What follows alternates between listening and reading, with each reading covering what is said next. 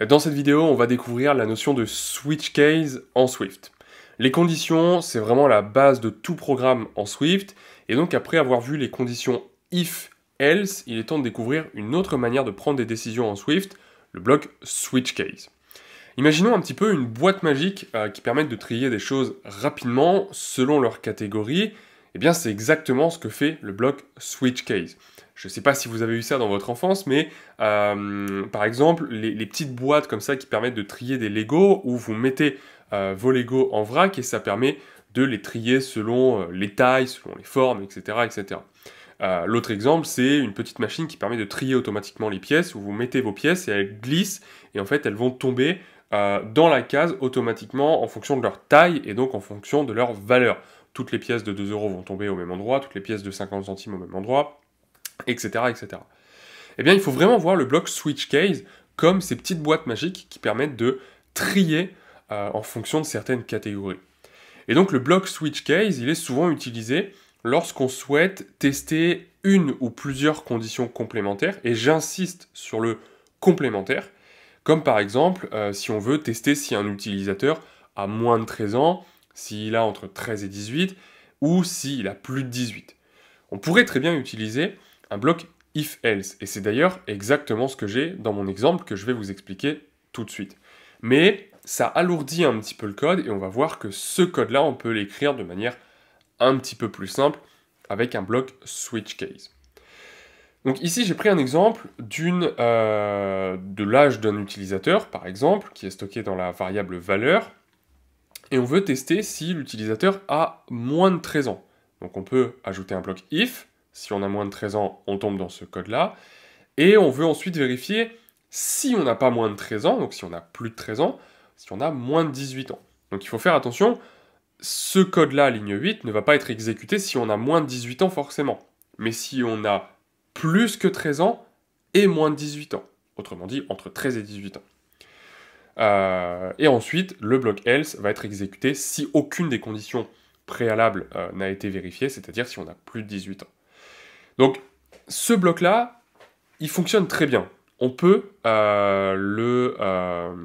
l'écrire avec un bloc if, else if, else. Découvrons un petit peu la syntaxe du switch case, on va y aller petit à petit, et après, justement, à la fin de cette vidéo, vous allez découvrir comment est-ce qu'on peut transformer ce bloc if, else if, else en bloc switch case. Alors, commençons déjà par découvrir le bloc switch case, à quoi il ressemble. C'est tout simplement le mot-clé switch suivi d'une valeur que je veux tester. Et à l'intérieur de ce bloc switch, je vais ajouter un ou plusieurs cases, comme par exemple le case 1. Et si je tombe dans le case 1, eh bien, je peux afficher par exemple un message, la valeur est 1. Ensuite, je peux ajouter un deuxième case 2, et là, pareil, la valeur c'est 2. La même chose avec un case 3, et ainsi de suite. Le problème, entre guillemets, avec le bloc switch case, c'est que, comme il est inscrit ici, le bloc switch doit être exhaustif, c'est-à-dire qu'il doit couvrir tous les cas possibles en fonction de la valeur. Ça veut dire quoi? Ça veut dire que si je teste un booléen, ça va être assez simple. Je dois tester si on est dans le cas vrai ou dans le cas faux. Si je teste un entier, c'est plus compliqué, parce que je peux tester la valeur 1, 2, 3, 4, mais il y a une infinité de valeurs, aussi bien dans les positifs que les négatifs. Et donc ça, c'est évidemment problématique, parce que je ne vais pas écrire toutes les valeurs, 1, 2, 3, jusqu'à l'infini, sinon évidemment, on n'a pas fini. L'avantage du bloc switch case, c'est qu'il a un bloc qui s'appelle default, et qui permet en fait d'exécuter du code lorsqu'aucune des conditions n'a été réunie. Donc si par exemple j'écris print aucune valeur précédente, eh bien je vais tomber dedans si valeur n'est ni 1, ni 2, ni 3. Donc je peux simuler mon code, comme valeur est égale à 3, on va bien évidemment afficher le message la valeur est 3. Si la valeur c'est 90, eh bien on tombe dans le bloc default. Donc le bloc switch case, c'est vraiment ça, sa structure de base, le mot-clé switch, une valeur qu'on souhaite tester, un ou plusieurs cas possibles, et toujours, sauf dans le cas des types qui ont un nombre fini de valeurs, c'est-à-dire les booléens et d'autres types comme les énumérations, qu'on verra plus tard. Si les énumérations, ça ne vous parle pas, je vous invite à regarder dans la description, vous allez tomber sur une playlist complète de vidéos YouTube que je vous ai rédigée spécialement pour apprendre le développement iOS et le Swift déjà de base. Donc n'hésitez pas à regarder dans la description, vous avez plusieurs ressources utiles. Mais voilà, ça peut être utile, le default est très souvent utilisé lorsqu'on a une infinité de valeurs possibles. Autre exemple, si je veux par exemple créer une machine pour livrer des pizzas, l'utilisateur pourrait choisir une pizza en fonction d'un numéro ou d'un nom, et la machine pourrait afficher le prix de cette pizza. Donc pour ça, on va créer une variable, ou plutôt une constante, qui s'appelle sélection, et qui va être le nom d'une pizza. Et ensuite, je vais pouvoir créer un bloc switch case, donc le switch en fonction de ma sélection, et je vais pouvoir ajouter autant de cas que je souhaite. Donc cas margarita. Ensuite, on verra ce qu'on fait après. Hop. Case. On pourrait aller chercher une pepperoni. Pareil. Case hawaïenne. Pour les amateurs. Pareil, du code. Et puis, on va aller chercher une dernière. La calzone. Voilà. Donc là, j'ai 4 cas possibles. Sauf que, évidemment, même si d'après notre logiciel, la sélection ne pourra être que margarita, pepperoni, hawaïenne ou calzone, on est face à une chaîne de caractères. Et donc, le Swift se dit, attention, une chaîne de caractères peut prendre n'importe quelle valeur. Et donc, on a une infinité de valeurs possibles. Donc, dans notre cas, le switch n'est pas exhaustif, puisqu'on a oublié de mettre le bloc default. Et donc, qu'est-ce qu'on veut faire lorsqu'on tombe dans l'un de ces 4 blocs? Eh bien, on peut afficher, par exemple, le prix de la pizza. Donc, par exemple, pour une margarita, 8 €. Pour une pepperoni, 10 €. Pour une hawaïenne, 12. Et pour une calzone, 14, par exemple. Et dans le bloc default, on doit aussi afficher un message d'erreur, par exemple. Pizza inconnue. Et donc on voit que si je lance mon bloc switch case, comme la sélection est bien égale à margarita, je vais tomber dans le print avec un prix de 8 €. Voilà. Et donc dès que je change la valeur de ma chaîne de caractères pour mettre n'importe quoi, eh bien je vais tomber dans le bloc default, puisque aucun des cas précédents n'a été vérifié. Alors maintenant, si on revient à une margarita par exemple, ce qu'il faut savoir, c'est qu'on peut combiner plusieurs switch cases, ou plusieurs cas dans un seul switch case possible. Imaginons que je veuille tester le jour de la semaine, par exemple. Ou si on suppose par exemple que plusieurs pizzas, pour reprendre cet exemple-là, plusieurs pizzas ont le même prix. Ce serait un petit peu dommage d'écrire prix égale 12 € pour la hawaïenne, pour une autre, et encore pour une autre, etc., etc. On peut tester plusieurs valeurs en même temps, et pour comprendre comment on fait, on va prendre l'exemple des jours de la semaine, pour savoir par exemple si on est le week-end ou si on est en semaine. Donc je vais créer une valeur en jour, égale samedi, et on va tester cette valeur avec un switch case. Donc switch jour, et là je veux tester si on est lundi par exemple. Dans ce cas-là, je vais print on est en semaine. Et case samedi. Et on affiche c'est le week-end. Voilà. Maintenant, on pourrait évidemment faire ça pour tous les jours de la semaine. Donc mardi, mercredi, etc., etc.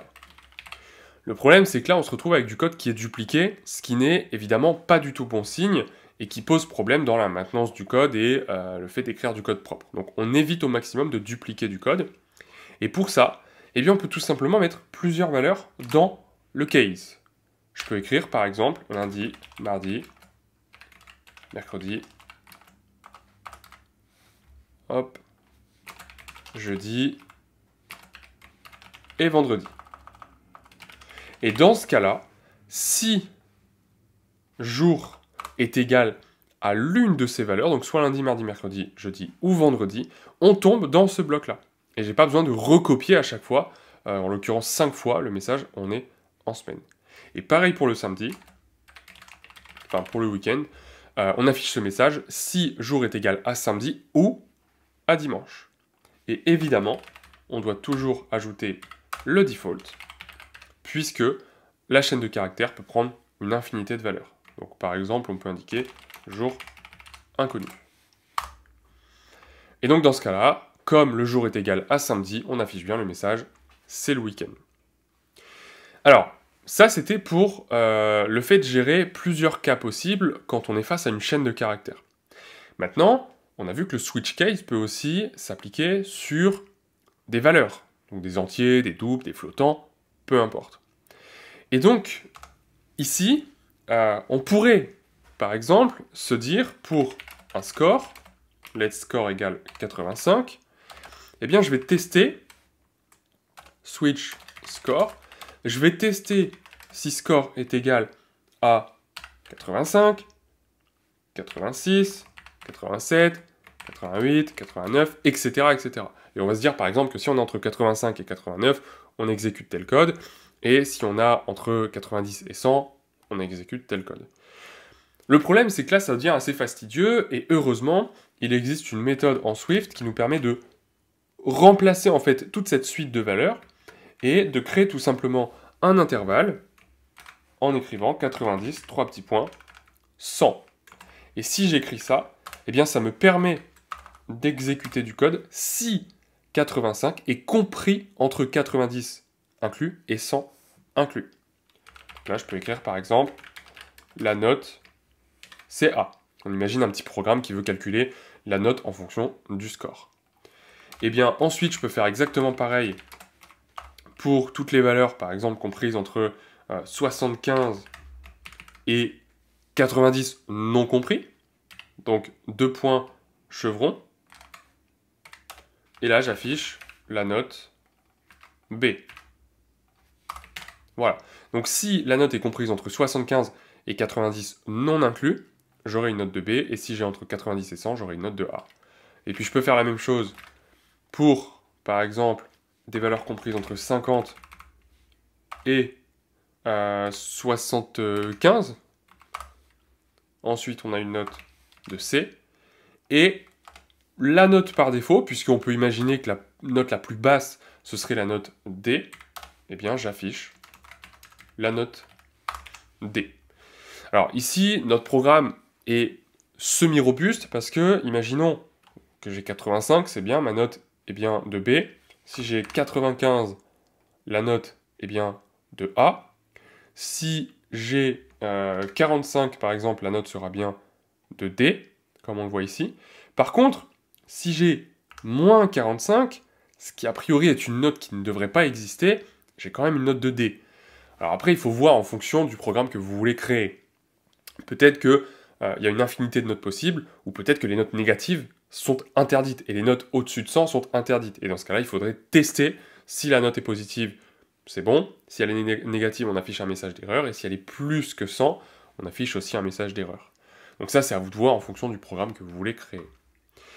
Et donc, comme je vous l'avais promis en début de cette vidéo, l'objectif, c'était surtout de réussir à remplacer, à convertir ce code qui est relativement fastidieux avec un bloc switch case. Et bien maintenant, avec les intervalles, eh bien on peut tester tout simplement, donc les intervalles qu'on a découverts ici, et le bloc switch case, on peut remplacer ce code-là par un bloc switch case. Donc là, c'est la version if else, et ici, on a la version switch case, qui est donc un switch sur la valeur, Qu'est-ce que je veux tester dans un premier temps? Bah, par exemple, l'intervalle entre 0 et 13 non compris. Alors pourquoi non compris? Parce qu'ici on a une inégalité stricte. On aurait très bien pu prendre le 13 aussi. Dans ce cas-là, on va afficher un message en dessous de 13. On a un autre cas possible entre 13 et 18. 13 compris, 3 petits points, 18 compris. Alors là, dans notre exemple, c'était non compris, donc on va exclure le 18 encore une fois. On peut afficher le message en dessous de 18. Et dans le default, on va afficher un message au-dessus de 18. Alors, encore une fois, le code est pas réellement robuste, parce que imaginons que là, je mette une valeur qui est de -3, eh bien, je vais afficher le message au-dessus de 18, parce que -3 n'est ni compris entre 0 et 13, ni entre 13 et 18. Donc, encore une fois, on pourrait ajouter des blocs supplémentaires, où on pourrait, par exemple, ajouter un case entre 18 et 99, par exemple, parce qu'on imagine que 99, c'est la note maximale, enfin la valeur maximale. Peu importe, ça c'est à vous de voir. Mais voilà comment est-ce qu'on peut convertir un bloc if, else if, else if, else if, parce que souvent il y aura plusieurs blocs else if, en un bloc switch case qui est souvent plus compréhensible et plus facile à lire. Donc voilà pour le bloc switch case qui, je le rappelle, permet d'écrire du code avec plusieurs conditions de manière plus claire et efficace. Mais attention, ça ne veut pas dire que vous devez toujours remplacer le bloc if, else par un bloc switch case. C'est à vous de voir. En général, si on teste que une ou deux conditions, le bloc if, else suffira amplement. Et si on teste plusieurs conditions relativement complexes et qu'on veut les enchaîner et que toutes ces conditions sont incompatibles, attention, ça c'est vraiment la condition préalable. Si on a des conditions qui peuvent se croiser du style est-ce que j'ai moins 18 ans et est-ce que j'ai plus que 15 ans, les deux conditions peuvent se croiser parce qu'entre 15 et 18, on a deux conditions qui sont vérifiées. Et donc là, on ne pourrait pas utiliser le bloc switch case. Mais si toutes les conditions sont indépendantes et que je ne peux tomber que dans un seul des cas possibles, eh bien le switch case peut être intéressant. Donc voilà, j'espère que cette vidéo vous aura plu. N'hésitez pas à vous abonner pour ne rien rater des prochaines vidéos qui vont vous permettre de découvrir le langage Swift et d'apprendre à développer vos premières applications iOS.